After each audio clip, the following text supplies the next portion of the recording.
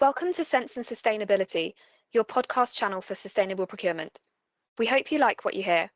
Please go to www.iso2400.org for more information, learning resources, tools, and much more.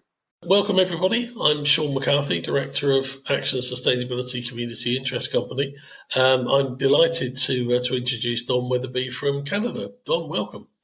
Thank you very much. Pleasure to be here.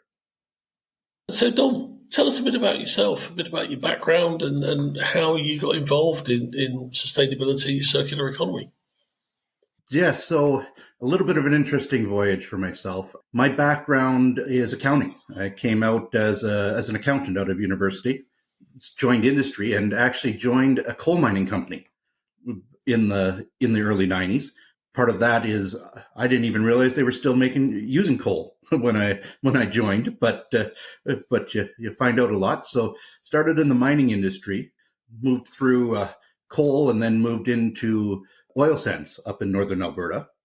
And then from that, I joined the current company, which was a junior exploration company. So one of those companies that digs holes in the ground, looking for new resources. And once I joined, we had a revelation that we had some money and we were thinking, we could go try buying another property or we could change the focus. And the economics and the returns on digging holes in the ground just weren't there. So we started down a path of technology, and especially in processing technologies with a green side, sort of water recycling and that baseline, which then led from mining to e-waste to our current and catalytic converters. So a little bit of a winding, twisting road, but all from the background of mining and a background of finance. And it's interesting what you're saying is this was primarily a profit making. It was primarily a commercial decision. Yeah, I mean, really, I'd say the majority of successful ways to move into sustainability, circular economy have to be driven by profit. They have to be driven by that there's returns out there. Because it may sound ugly a little bit, you still have investors. You have places where you have to convince people to put their money with you, and so you have to show that their money is going to add value for themselves and the world. And so, if it's just one, it's not going to work. Because there's plenty of other places people could put their money. Yeah. It's for me, we've moved a long way. I mean, I've been involved in sustainability one way or another for 20 odd years. We've moved on a lot to thinking, as you say, this has to be a genuine business opportunity, and if you look hard enough, it usually is. Yeah, and it usually doesn't take that much if it's the right one. To see the value of it. Yeah, if you have to look really hard, it's one of those ones where there might not be true value there. Yeah, absolutely. But that's part of the process of doing business, isn't it? You try new things and some work and some don't. Exactly. And if they don't work, then get out quick and try and find something that does. Otherwise, you won't be in business for much longer. So you arrived at catalytic converters as a thing. How did you get there? What was the thought process to get you there? So we didn't go looking. The opportunity came to us. Like I said, we started in our initial technology was supposed to reprocess tailings from gold mines. And it was supposed to find the gold that was slid out the side, 50, 100 years ago, that wasn't economic at that point, but technology changes. And so you could reprocess this material. That was where we were. And then so with that, there was interest in, could we do that with e-waste? And so we moved into seeing what we could do with e-waste. And as we were working in e-waste, we got introduced to a major scrap player in the US, Ben Davis. And he came to us and said, I have this opportunity in catalytic converters, especially diesel catalytic converters. It's a niche market that's not served. Could your process work for them? And so we began the testing of it and started down that path. So it was one of those things that was brought to our attention, and it was a great fit. So it came from a customer initially. Well, not a customer, not a customer as a partner. He's a partner, and sort of we look at this as and for the supply chain side of it was a critical side for us, in that one of the biggest downfalls that we saw in e-waste is our process could work. There were some issues and some things that we were needing to work on, but it was supply chain management, the movement of materials, that was the biggest downfall in making that successful. Partner with Davis, who was an expert on supply chain, procuring, gathering, getting all this product to be able to put through our system and our technology, was a critical part on being able to make this a success. Because you can have the greatest process in the world, but if you can't effectively get the right product in the right time, at the right price, we'll put that to there, it's not going to work. And so we partnered with Davis as a key strategic piece to make this system work. So supply chain and logistics, I mean, I think that's a really good point, because in any circular economy initiative, as you say, you've got to get the stuff there. I work quite a lot in the construction sector, and we've got glass manufacturers crying out for glass to reprocess, out of a demolition process in construction, but they just can't get it. They can't get it to the reprocessing plant economically. It's just not doable to remove the glass and to get it to where it needs to go. And it's a constant frustration in that industry. So how does the process work? What happens? So you're presumably taking waste catalytic converters and doing something with them. Sure. So we'll take it right from the beginning for you. So just to make sure everybody understands what a catalytic converter is. Catalytic converter is part of your exhaust system on almost every vehicle. And so it's on the underbelly there, and it looks like a muffler, just a different size and piece. But inside that steel casing, aluminum, steel, whatever one you got, is a honeycomb that's coated with precious metals, mainly platinum and palladium. And so as the air goes through this honeycomb, there is an oxidation that happens that converts the smog gases, like carbon monoxide and the NOxes and SOxes, to much more benign pieces. And so that comes out the end of the tailpipe. And so the platinum and palladium just sits there and is used as part of the chemical reaction to create that. So end of life, these catalytic converters are taken off the vehicles and collected by Davis.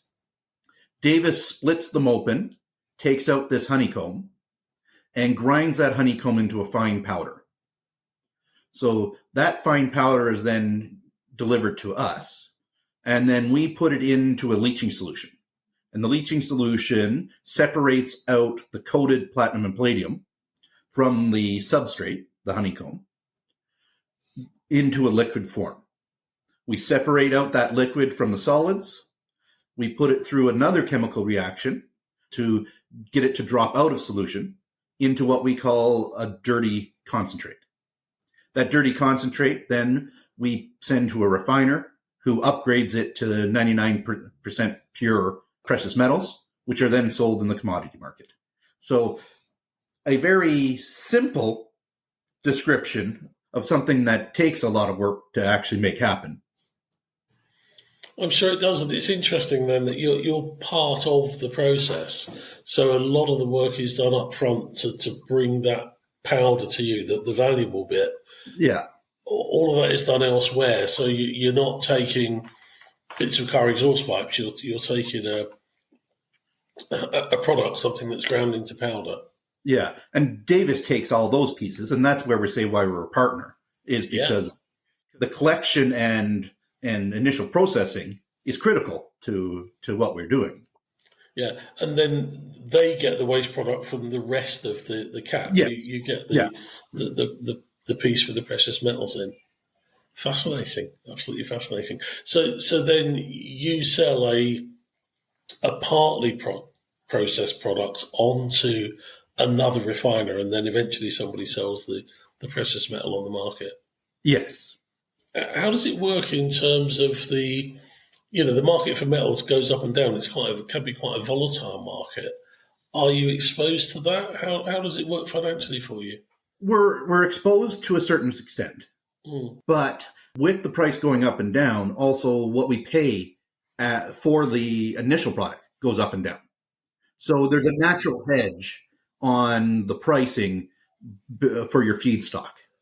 Right. Okay. So you buy the product and do the chemical process that you do, and then sell it on. So you're actually you're trading as part of the process. You're not providing a service to another business as such. Well, that's our base business model. There's a secondary model that we have, sort of in the toll processing, where we work in conjunction with major smelters and also with the OEMs who are with the smelters. One of the key pieces on what we do, I said it was a niche market.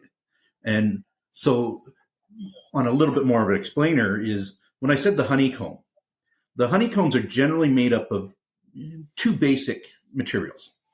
For your gasoline engines, it's primarily a ceramic type honeycomb. For your diesel engines, the honeycomb is a silicon carbide. And that's because diesel engines run much hotter and also have the afterburns, those sort of processes. So that substrate has to be much more robust. The major current recycler of catalytic converters are your traditional smelters, where all this product, those honeycombs, are dumped into large blast furnaces and melted down. But silicon carbide, being a much more robust, messes with the efficiency of those furnaces. So they traditionally sort of push that to the side and not wanted to process it. So with our relationship with the smelters is what we are in the process of setting up, is that the stuff that they get from their customers that they don't want to process, they'll divert to us.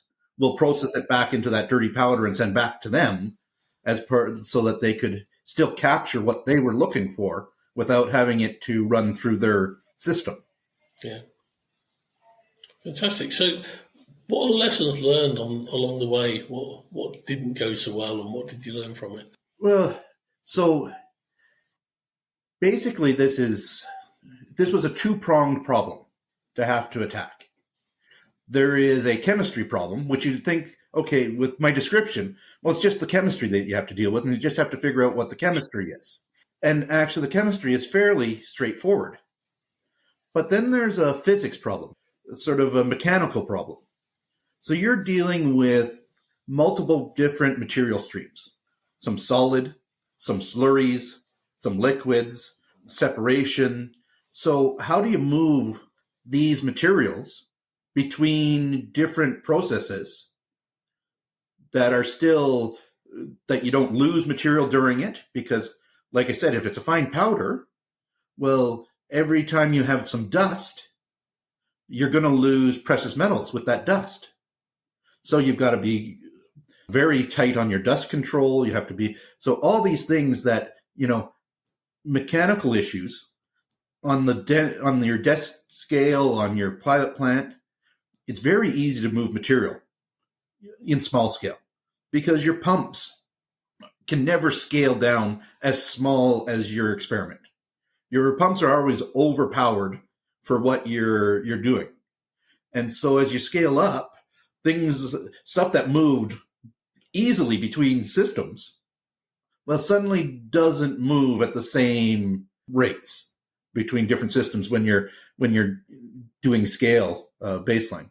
So it was a lot of it was an understanding of how to move the material, how to make it efficiently move, because it doesn't matter what you do, you can never pre-test it. And you can only do it in live environments. And we were doing a one-of-a-kind, first of its kind, so there was nothing to fall back on to say, oh, yes, this is going to work. Yeah. And, you believe your manufacturers, but they don't. Well, if you're pioneering, you're doing something new, as you say. But if you can only do it in a live environment, then that's very costly, presumably, if it doesn't work. Yes, but you learn. Yeah, absolutely. Yeah. Is security an issue for you? You're dealing with some very high value materials here. It is. I mean, you hear on the news all the time about theft and that, and our partner Davis did have some issues where somebody drove a truck into their building to try to steal catalytic converters. So we do try to be under the radar a little bit on where we're located. But on the same token, we're not making pure metal. We're making dirty products. Yeah, and that has to be processed. Yeah. Yeah. Okay. And so it makes it harder to just walk away because it has to go to something.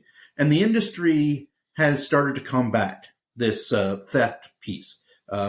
Almost all the end processors have a system called KYC, Know Your Customer. Mm. So with that KYC process, you've got to show chain of custody all through your process of where your product is coming from, so that you can sort of say this, and this is where it got. Is that we've had opportunities to buy some product that we turned down because they couldn't prove chain of custody. And so, I mean, and that's a big piece on that some of your supply chain guys would really sink their teeth in is that process of KYC is daunting. Absolutely, yeah. Oh, that's interesting. So if we think about going forward into the future, I mean, are zero emissions vehicles a threat to you? I've been driving an electric car for 5 years now. I don't have an exhaust pipe. Yeah, so two parts onto that. Is one, our supply is going to take a lot of time to come through the market. And vehicle electrification is going to happen, but is not happening as fast as everybody thought it was going to. Yeah. There are issues around.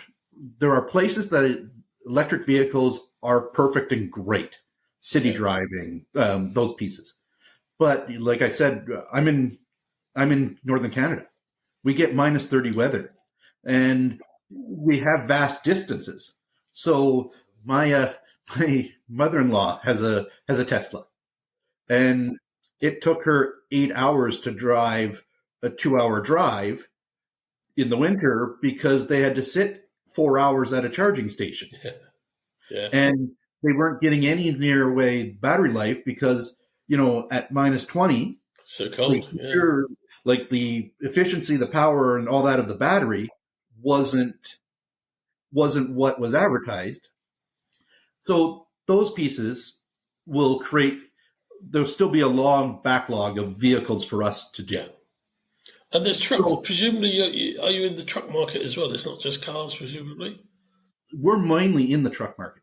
Yeah. Because we're in the diesel market. Big trucks are not going to go electric anytime soon, are they? No. Especially with how many times is a truck driver going to sit for 4 hours and let his truck charge? It's not going to happen, when they make all their money only because of being on the road type thing. But even if it goes there, is that the seen projections, the demand for future use of platinum is actually 3 times what it currently is.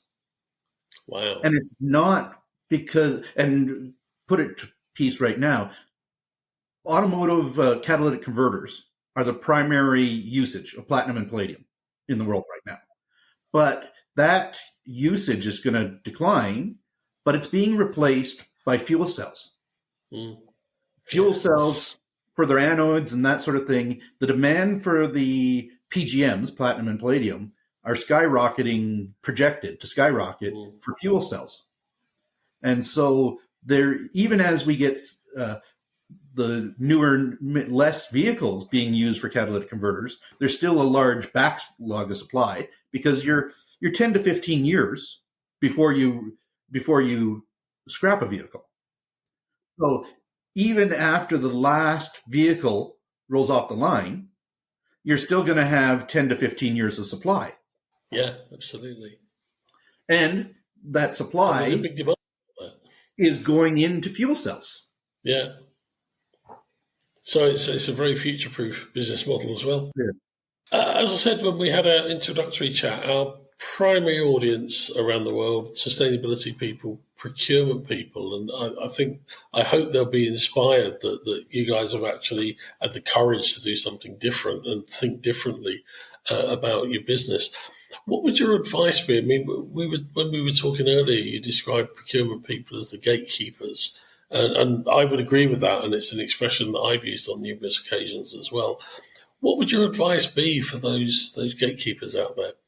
Well, the part is if you're going to find sustainable things, you're going to have to look a little bit afar from what it's not just going to drop in your lap. Is that you're going to have to look, and you may have to partner with different groups to be able to get yourself into that piece. One example of one of the things that we're working towards is really a circular model. And especially how we said we work with trucks a lot. And the OEMs, your Caterpillars and your things like that, they already have a robust system that their procurements work with of core systems. And what they're looking at is in the circular part is how do they secure what they want? So if they're looking at a core, is that they will take back the catalytic converter, give the core charge back to the customer, and then need to have it processed, which then they partner with us to process, which then secures the precious metals for them to go back into their own supply chain. And so some of these things on procurement is going to be, as demand increases and as scarcity increases, and we all know scarcity is going to increase because we can't continue to think that you're just going to open another mine, you're just going to do that supply is going to be there. So for larger pieces and even smaller ones, is on the procurement side, is that how do you ensure that you get the scarce resources that you need to continue to develop your business? And so this is where some of the circular economy comes in that becomes critical, is that it's not just about sustainability. It's about securing resources that are required for you. And that's where, say, the partnership comes in, is that if you just believe that it's just going to be in the market and that you're just going to buy from the market, there may come a time when that doesn't happen. Market, yeah. I mean, I'll give you, if you want to step back, I'll give you a great example of back in my previous history on supply chain, is that back in the early 2000s, there was a worldwide shortage of ultra mining tires. And so you could buy any sort of, and what we're talking about is trucks, like 320-ton trucks, like these massive mining trucks. And you had mines across the world with trucks on blocks, perfectly ready to go, but they couldn't purchase the tires to go on them.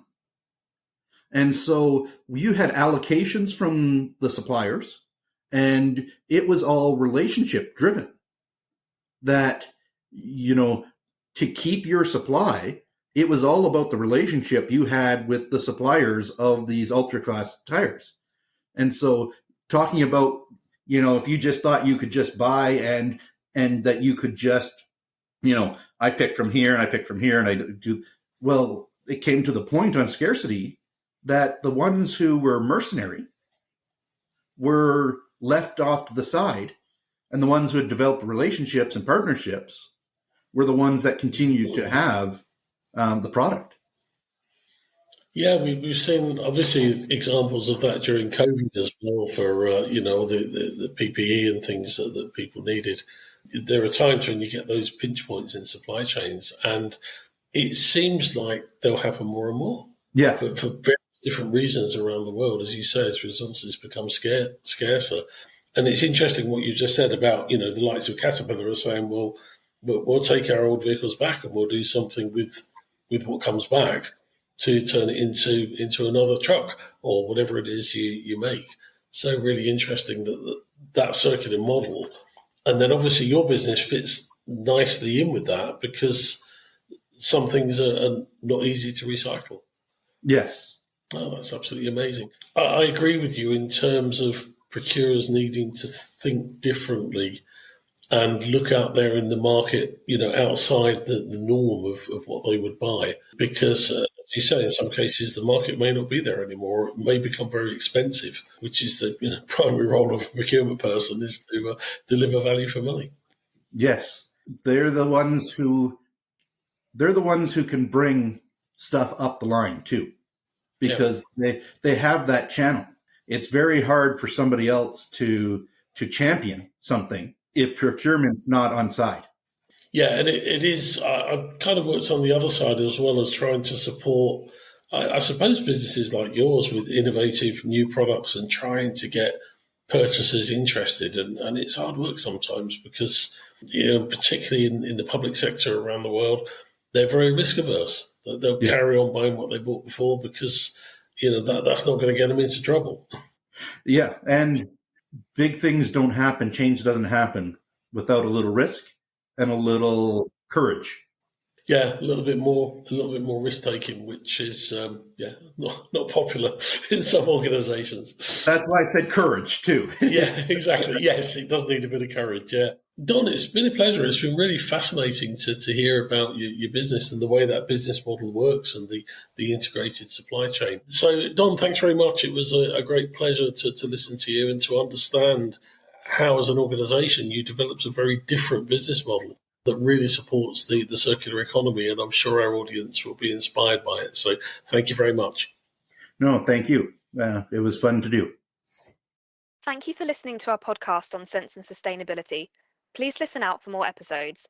For more information, learning resources, tools, and much more content on sustainable procurement, go to www.iso2400.org.